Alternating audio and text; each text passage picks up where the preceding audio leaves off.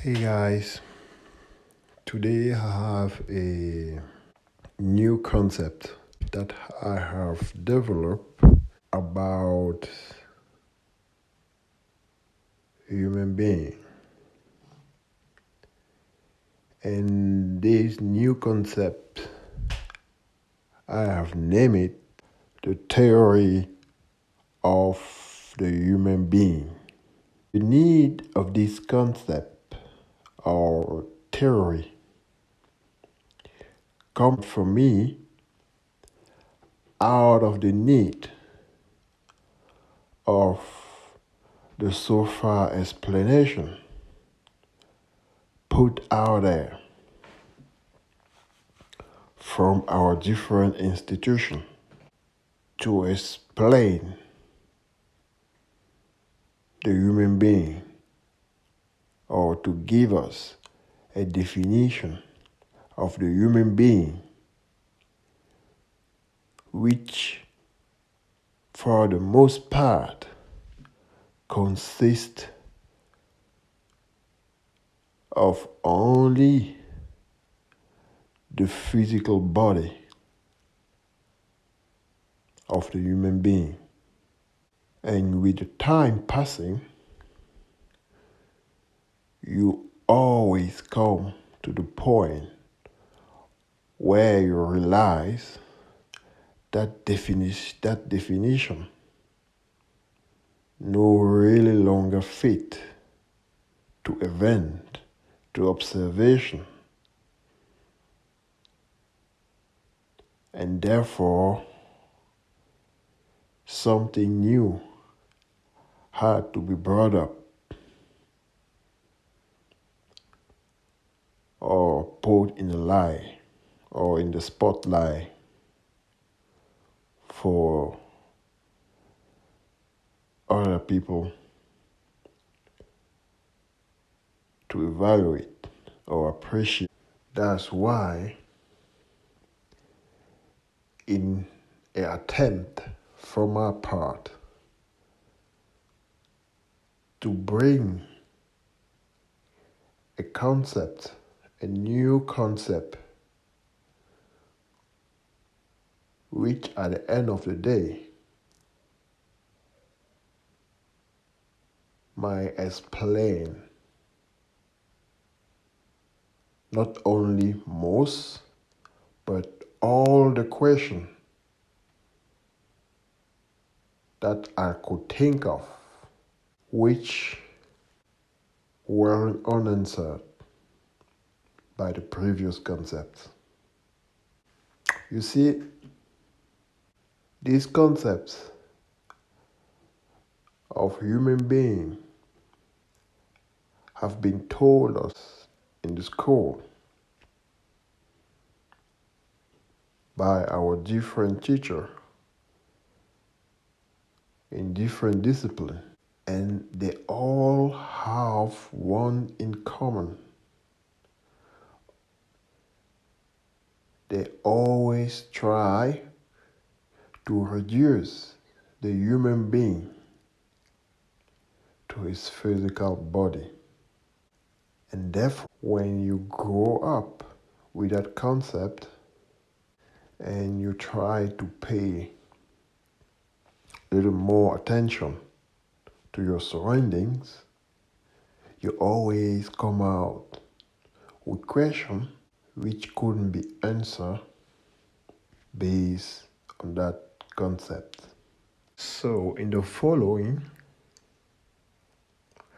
I will try to explain you the why of the need of this new theory about human being. In the second part, I will explain the how I come up with that theory. And in the third part, the last part, I will try to elaborate, or I will try to show the map plan on how I will elaborate this theory in the coming videos. On the why of the theory, I went into it a while ago, and here I will only try to highlight 4 points which led me or show me the urgent need to come up with a new explication on the human being. First, it is the prediction of the movement. Research are showing that now it's possible to predict a human movement some like 10 seconds before the movement can be implemented. The question remains, if my movement can be predicted 10 seconds before I made the movement, the question remains, who took the decision to make that movement? Who command that movement? It's me, without knowing, or it's someone else, something else? With that question, we realize that the actual concept of the human being that we've been told can answer the question. Because if you are only physical body, it will be hard to explain how this movement prediction can be possible. The second point, near-death experience.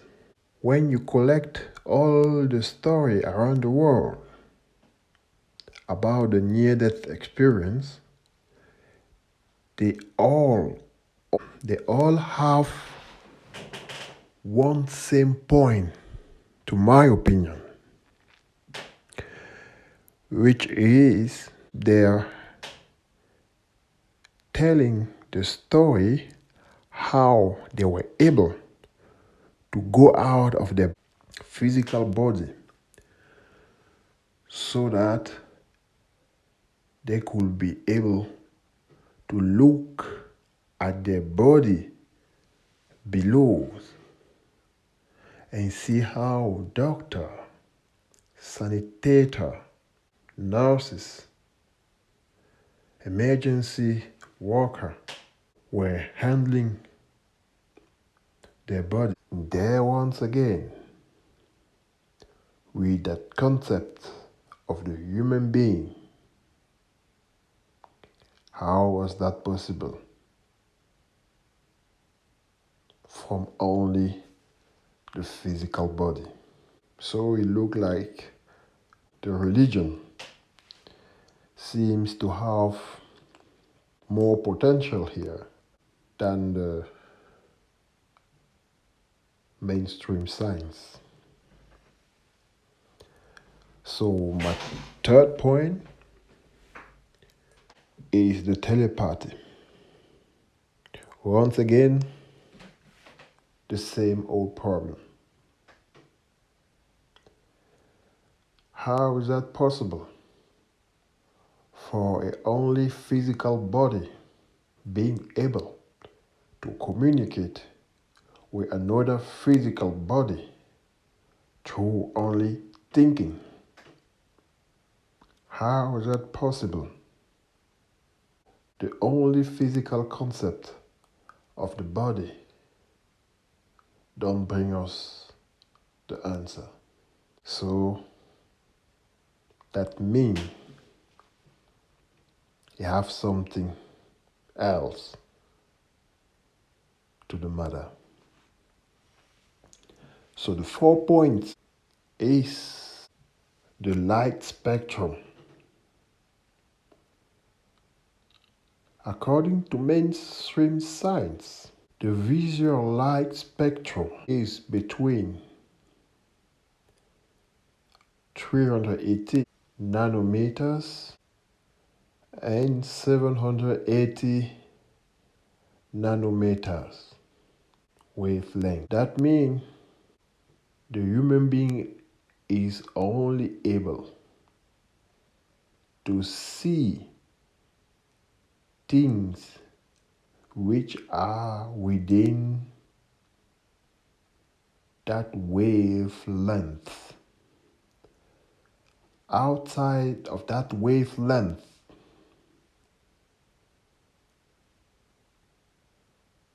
it's not possible for a human being to see anything. The non-visual light spectrum, it's far more greater than the visual light spectrum. The visual light spectrum represents only a real fraction of the non-visual light spectrum. In another term, the human being is blind. And this brings the need of more understanding of the reality we are living into. And the only physical body concept of the human being can come out with a new explanation. Therefore, the urgent need, from my point of view, to come out with a concept that could answer not only most of the question, but also all the question that can be raised to that effect. How my new theory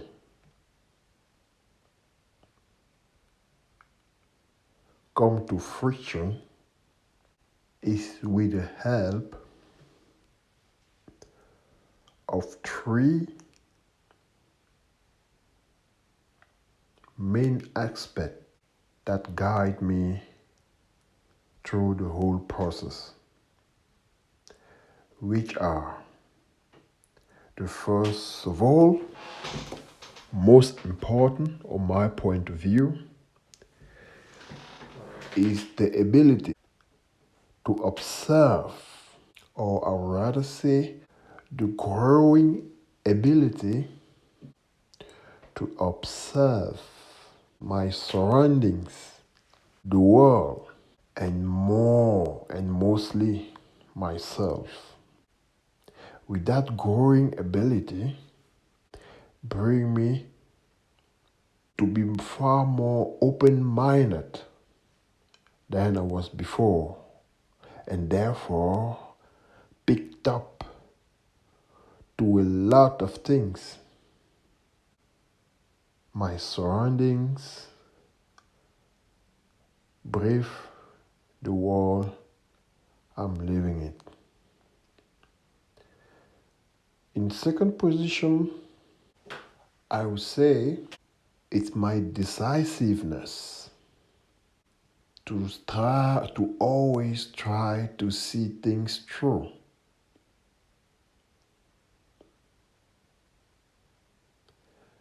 Because A simple explanation of anybody, no matter what, is never enough for me because I always come out with questions which I try to answer. And no matter how long it takes and how hard it is, I keep hanging on it until I come up with an understandable explanation on my own. At the third position, I would say it is my professional formation. My professional formation, I am an engineer. And what the engineer is doing, for the most part, is to bring theory with praxis together for a more practical experience. The engineer helps the trainee to accomplish far more complex tasks with a profound ease. And this capacity helped me to set up the human theory, which I will elaborate in three parts. The first part will be first the description and the working principle of the theory. In the second part, I will elaborate on the effect, the implication, and consequence of the theory, and at the third and last part, I will highlight the potential or the revolutionary potential and even spectacular of the theory.